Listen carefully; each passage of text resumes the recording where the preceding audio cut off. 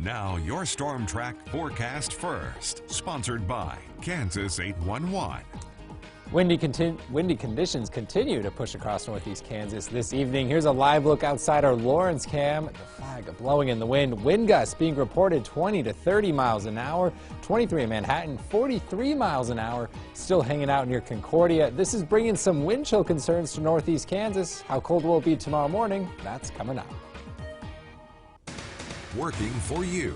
27 News starts now. Back in its heyday, there was no better place to be than Topeka's White Lakes Mall. People who lived here at the time have no shortage of fond memories there.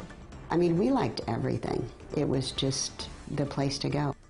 Cut to today. The mall is being torn down after sitting vacant in vacant disrepair, that is, for years. Tonight, in a story you'll only see here on 27 News, we're taking a look back in time to find out how the once beloved mall came to be an eyesore, now being knocked to the ground. Plus, dry conditions and strong wind make a recipe for disaster. It's the perfect setup for fires to burn out of control. What first responders say you can do to help keep that from happening. And the war in Ukraine has displaced millions of people. Now 2 Topeka women are doing their part to help refugees find a new home here in Kansas.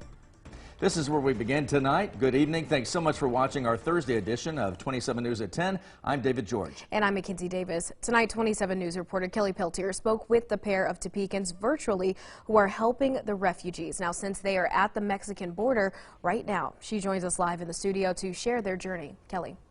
That's right, David, Mackenzie. I spoke with Yana Ross and Luda Carnes today on Zoom. They live here in Topeka but drove down to Mexico to a refugee camp to pick up families they volunteered to let live with them here. They said once they found out there was a way to help, they jumped on the opportunity. The reality is really, really bad there. Luda Carnes lives in Topeka, but her sister, 3 nieces, and mother live back in Ukraine. The reality of the Russian invasion devastating for families who call the country home.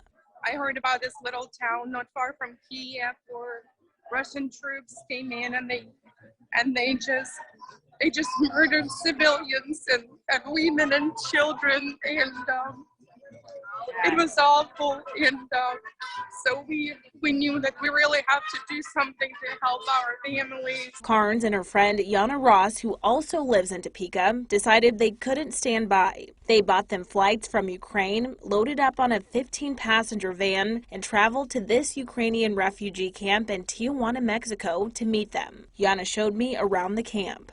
This is another area, like inside the gym, where thousands of families are waiting to make the journey across the border to the U.S., making the best of their new circumstances.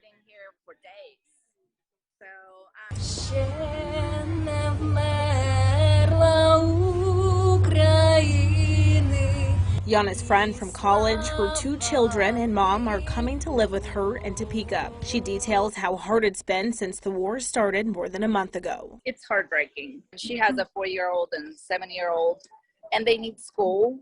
They need more stability.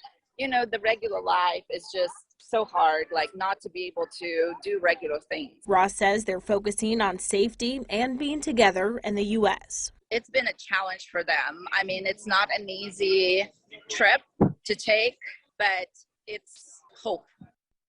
Now, when I finished talking to them, they were waiting for their names to be called to load up on the bus that will take them over the border.